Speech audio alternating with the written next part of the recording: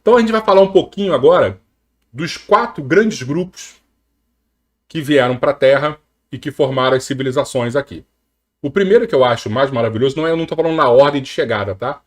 Então a gente vai falar o primeiro dos egípcios. E os egípcios são legais porque a gente sempre tem isso. Será que eram os extraterrestres que ajudaram a fazer pirâmide? Porque as pirâmides têm aqueles cálculos, né? Além de fazer a pirâmide, que era muito difícil, tem umas informações ali importantíssimas, porque as medidas delas têm sempre alguns significados científicos extremamente complexos, né? E que a gente olha e fala, como é que esses caras sabiam disso? Na verdade, não foram os ETs que fizeram. Na verdade, pelo que Emmanuel diz, eles eram os ETs e que encarnaram aqui. Não era algo de fora. Eles, os espíritos de seres de outros planetas, vieram e trouxeram toda essa evolução. Tá?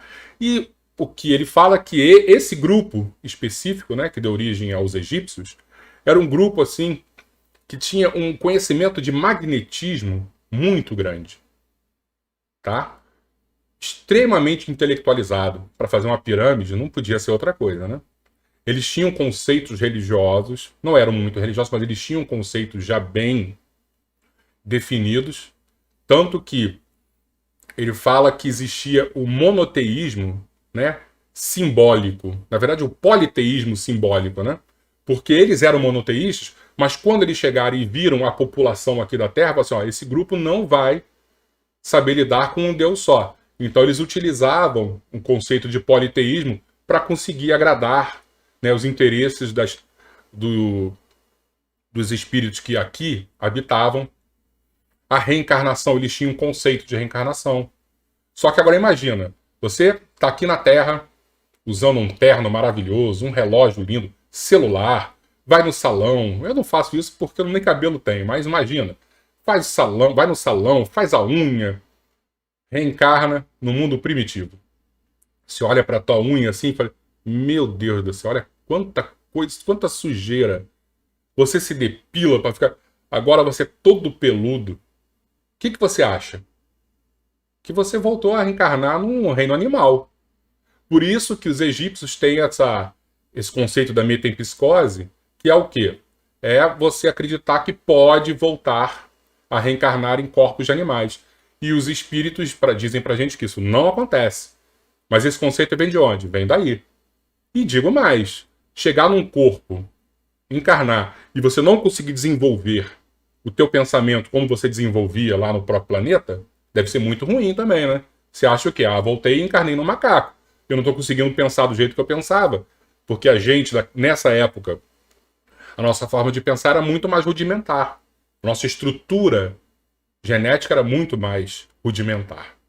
Tá? Então esses são os egípcios. Um outro grupo, um grupo bem interessante também, são os hebreus, os nossos queridos judeus. Esses seriam os grandes religiosos. Aquele grupo que tinha fé, mas uma fé tão grande, só que a fé era tão grande que eles até matavam por causa dessa fé. E a gente conhece, né? Muitos religiosos que, se você pensa diferente, você de alguma maneira está sentenciado às trevas, e outros chegam até às vias de fato, vou matar você porque você não é da minha religião, nós somos inimigos. Então, esse grupo dos grandes religiosos, e aí, trazendo para a nossa realidade, pode ser espírita, pode ser católico, pode ser judeu, pode ser islâmico, pode ser macumbeiro, pode ser o que for, né? A gente não tem que criar nenhum tipo de, não, esse grupo específico é que foi para lá, não. Os religiosos, aqueles que acreditam em Deus e tal, mas ainda são muito desequilibrados. E desequilibrados por quê? Isso é muito importante a gente falar aqui. Porque o orgulho nos cega. Eu posso ter a fé que for, mas se o orgulho for maior que a minha fé, essa minha fé vai me levar para o lado errado. Ok? É a mesma coisa, eu posso ser extremamente intelectualizado, como lá os egípcios. Mas se o meu orgulho, a minha vaidade, o meu egoísmo for maior do que a minha intelectualidade, eu também vou ser levado para o erro, para o desequilíbrio. Perfeito? E aí vocês lembram que eu falei que Capela era 40 anos-luz da Terra? Olha que coincidência interessante. A gente vai falar várias coincidências aqui hoje. Os hebreus passaram 40 anos no deserto para chegar na Terra Prometida, não foi? Será que não tem alguma semelhança com isso? Moisés chega, ó, pessoal, vamos lá para a Terra Prometida. Vamos retornar para a nossa pátria. E eles passam 40 anos. Se você pega no Google Maps e olha assim, ó, o Cairo até Jerusalém, por exemplo, são no máximo assim um mês andando. Eles passaram 40 anos. Ó, que Moisés não falou para eles aguentarem esses 40 anos? O que eles tinham no inconsciente deles também de tempo para conseguirem suportar 40 anos no deserto sem se rebelarem, né? Então vamos continuar. Deixa eu beber uma aguinha aqui.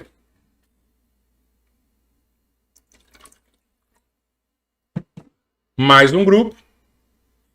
E agora a gente vai falar um grupo que se fixou ali no rio chamado Indo, um rio na Ásia. Repara, o primeiro grupo, que nós somos o grupo dos egípcios, ficou no rio Nilo. O segundo grupo fica mais ou menos ali no rio Jordão. O terceiro no rio Indo.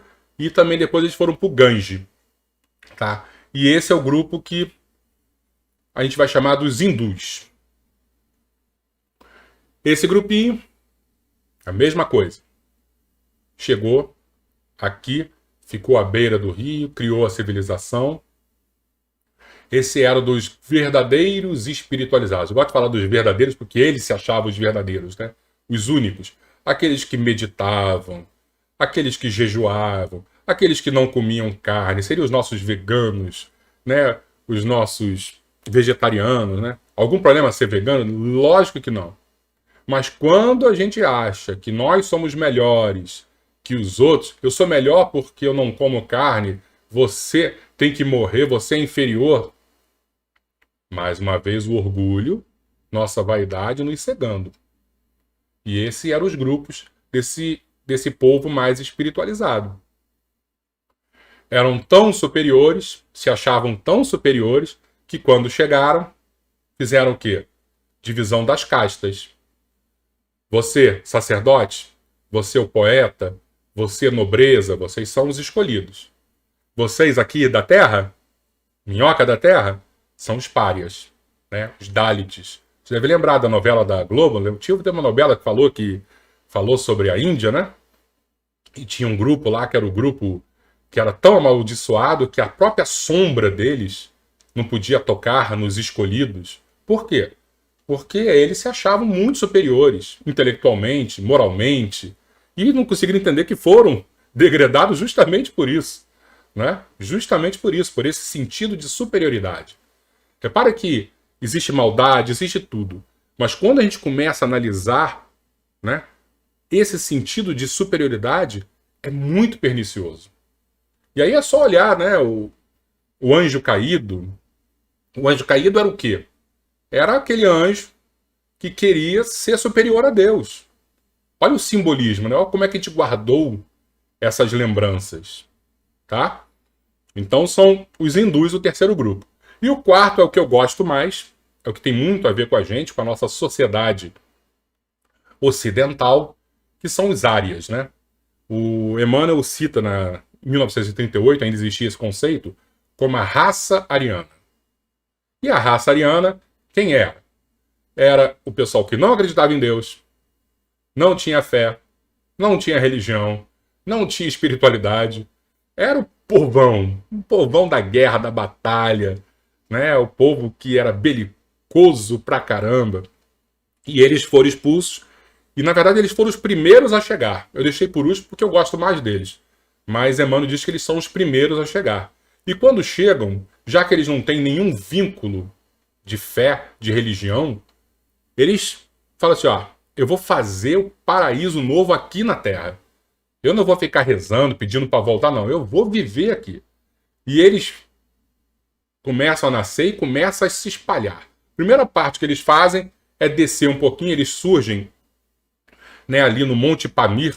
E é interessante que Emmanuel, em 1938, fala que ele surge no Monte Pamir.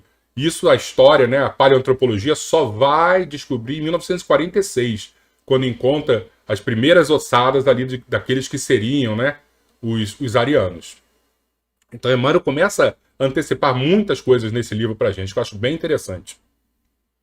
E aí, os arianos começam a circular pelo mundo. Eles não se fixam em lugar nenhum. E vão dar origem aqui aos gregos, aos latinos, aos eslavos, aos germânicos. Então, toda aquela linha de idioma que a gente sabe, que tem a língua-mãe, que são os indo-europeus, né? Indo por quê? Porque eles começam passando pela Índia, aprendem o sânscrito, criam as tradições védicas com os hindus, e aí depois eles começam a se espalhar pelo mundo. E vão parar tudo na Europa e depois vão vir aqui para a América. Tá? Então eles dão essa origem e que pra gente, Emmanuel diz pra gente o quê? Que eles acabam fazendo tudo aquilo que os outros, que até tinham menos débitos que eles, não fizeram. Por quê? Porque os outros ficaram só entre eles.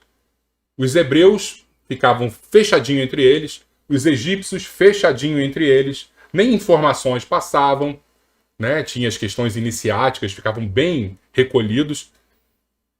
Os hindus, até castas, eles criaram, também não se misturaram, e os arianos falaram, vamos misturar com todo mundo. Emmanuel fala, eles confraternizaram, né? Um jeito bonito de falar. Eles acabaram se misturando mesmo, e misturando culturas, tendo filhos, casando. Foi uma grande festa. E aí, quando a gente pega a história, é só olhar assim, Alexandre o Grande, né? Da Macedônia, quando ele conquista todo o Oriente, ele vai até o rio Indo, né? O que ele faz? Ele mata todo mundo, porque eram muito belicosos, conquista tudo, mas depois que conquistou, conquistamos. Então agora nós vamos casar com as mulheres de vocês e vamos promover a expansão helenística. O que é? É a fusão entre a cultura oriental e a cultura helênica. Tá? Então isso foi extremamente importante, até mesmo para quando Jesus vem, ele já pega um povo que já tinha um idioma único, né? Tinha o grego, era muito mais fácil, por exemplo, quando Paulo de Tarso ia pregar, ele pregava em grego, era o idioma padrão, né? Falava para muitas pessoas. Imagina se cada um falasse um idioma diferente, que dificuldade. E quando ele fazia essa fusão de culturas, era extremamente importante também, por quê? Porque as pessoas daquela época já começavam a se acostumar com ideias novas. Quando chega o cristianismo, já estão acostumados. Não, já tem diversas ideias novas que chegaram aqui, nós já temos a mente aberta. Então foi algo extremamente importante. Os latinos também. Os latinos foram dar origem aqui, a Roma. Então, os romanos, a mesma coisa, se misturavam, aceitavam outros deuses, acabaram sendo bem ecumênicos, vamos dizer assim, e ainda levavam obras de engenharia. Então, mais uma vez, Paulo de Tarso, quando ia pregar, ele não demorava 3 meses para atravessar um rio. Já tinha uma ponte que Roma levou. Então, esse grupo dos arianos foi extremamente importante para transformar, para difundir, por exemplo, o cristianismo.